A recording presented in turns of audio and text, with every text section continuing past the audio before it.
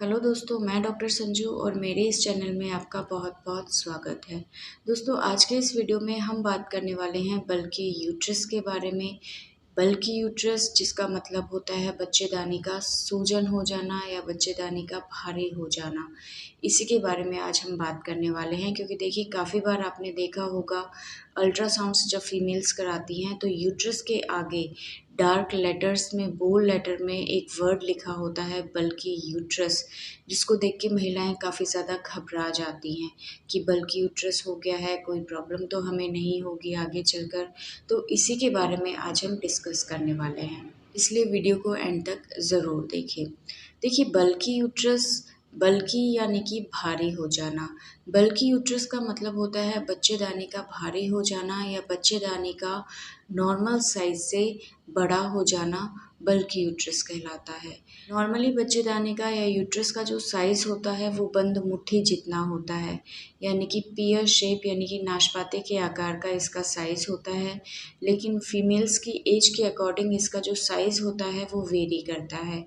छोटी बच्चियों में अगर हम देखें तो इसका साइज़ छोटा होता है और एडल्ट फीमेल में इसका साइज़ बड़ा होता है, जिसका कि नॉर्मल जो साइज़ होता है वो 7x4x3 सेंटीमीटर होता है, यानी कि 7 सेंटीमीटर के लगभग जो यूट्रस की लंबाई होती है, 4 सेंटीमीटर इसकी चौड़ाई होती है, और अगर इसकी थिकनेस की हम बात करें तो वो लगभग 3 सेंटीमीटर के अराउंड होती है। फीमेल बॉडी में यूट्रस एक ऐसा ऑर्गन होता है जिसके अंदर सबसे ज़्यादा कैपेसिटी होती है फैलने की।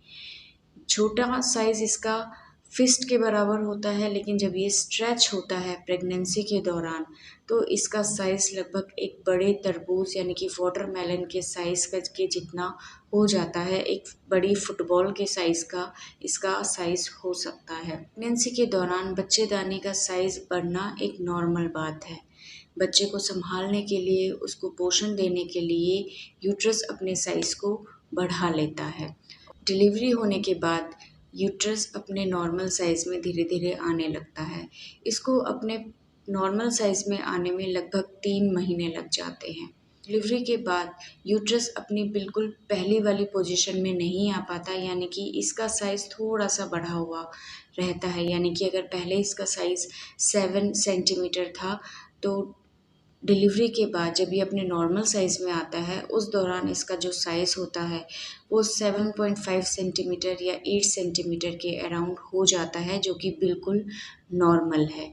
अगर साइज़ 8 सेंटीमीटर 9 सेंटीमीटर तक हो जाता है तो इसके लिए घबराने की कोई ज़रूरत नहीं है, ये कोई बड़ी प्रॉब्लम नहीं है। सिर्फ़ बल्कि यूट्रस पाए जाने से आपको घबराने की कोई ज़रूरत नहीं है। अगर आपको पीरियड से रिलेटेड कोई प्रॉब्लम नहीं है, आपका पीरियड बिल्कुल रेगुलर है, आपको किसी तरह की कोई इर्रेगुलर ब्लीडिंग नहीं है, तो आपको घबराने की कोई ज़रूरत नहीं है। ऐसे में बल्कि यूट्रस का आना बिल्कुल नॉर्मल बात होती है। लेकिन अगर आपको कुछ पीरियड से रिलेटेड प्रॉब्लम है, जैसे कि अगर आपको इर्रेगुलर ब्लीडिंग रहती है, आपको पेन बहुत ज़्यादा रहता है, आपको पेट के निचले हिस्से में कुछ भारीपन महसूस होता है, या ऐसा लगता है जैसे नीचे से कोई चीज़ बाहर की तरफ निकल रही है, नीचे के हिस्सों में आपको कुछ भारीपन महसूस होता है, आपको पैरों में सूजन बहुत ज़्यादा रहती है, या सेक्स के दौरान आपको पेन बहुत ज़्यादा होता है, तो ऐसे में हमें थोड़ा-सा ध्यान देने की ज़रूरत होती है कि आखिर ये चीज़ें क्यों हो रही है। तो ऐसे में बल्कि यूट्रस प्रॉब्लम कर सकता है। तो अब बात कर लेते हैं कि ऐसे कौन-कौन से एबनॉर्मल कंडीशंस होती हैं जिसके अंदर कि बल्कि यूट्रस होने के चांस बढ़ जाते हैं, और ऐसी कंडीशंस को आपको ध्यान रखने की ज़रूरत है या आपको अपने डॉक्टर से कंसल्ट करने की ज़रूरत है। देखिए, ये जो सिम्पटम अभी मैंने बताए हैं, ये कुछ कंडीशंस अगर आपके यूट्रस में डेवलप हो जाती हैं तो उसकी वजह से आपको दिखाई दे सकती हैं।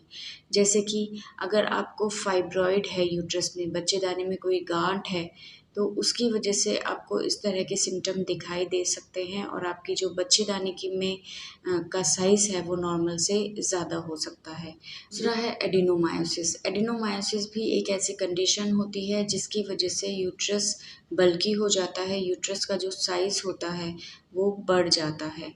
तीसरा, अगर आपको कोई यूट्राइन कार्सिनोमा हो जाता है, यूट्रस का कोई कैंसर हो जाता है या सर्विक्स का कैंसर हो जाता है, सर्वाइकल कैंसर हो जाता है, तो ऐसी कंडीशंस में भी यूट्रस का साइज़ नॉर्मल से ज़्यादा हो जाता है। तो अगर आपको कुछ आपकी पीरियड से रिलेटेड कोई प्रॉब्लम हो रही है, आपको ब्लीडिंग बहुत ज़्यादा है, पेन है या जो भी मैंने अभी सिम्पटम बताए हैं, इस तरह के सिम्पटम्स आपको दिखाई देते हैं और अगर आपके यूट्रस में इस तरह की प्रॉब्लम दिखाई देती है, कोई फाइब्रॉइड, कोई एडेनोमाइसिस, कोई कैंसर से रिलेटेड कोई गांठ दिखाई देती है, तो ऐसे में आपको बहुत ज़्यादा ध्यान देने की ज़रूरत होती है, बल्कि यूट्रस के लिए।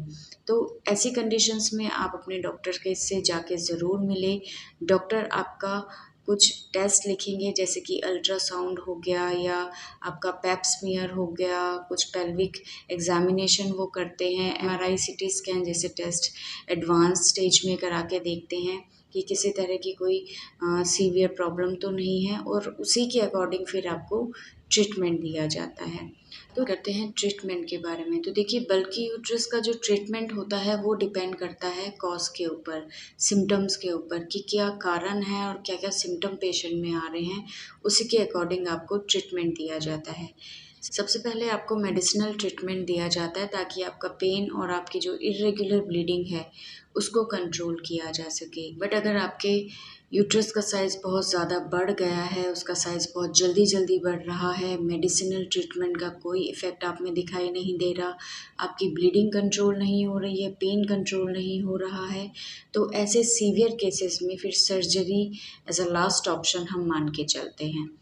तो अगर आपको पीरियड से रिलेटेड कोई प्रॉब्लम नहीं है, सिर्फ आपके अल्ट्रासाउंड में बल्की यूट्रस आ रहा है, तो आपको घबराने की कोई ज़रूरत नहीं है। बट कुछ कंडीशंस जो मैंने अभी बताई वो अगर आपको दिखाई देती हैं, जैसे कि अगर आपका पीरियड इर्रेगुलर है, आपको पेन बहुत ज़्यादा रहता है बल्कि यूट्रस के साथ-साथ, तो ऐसी कंडीशंस पे आपको ध्यान देने की ज़रूरत है।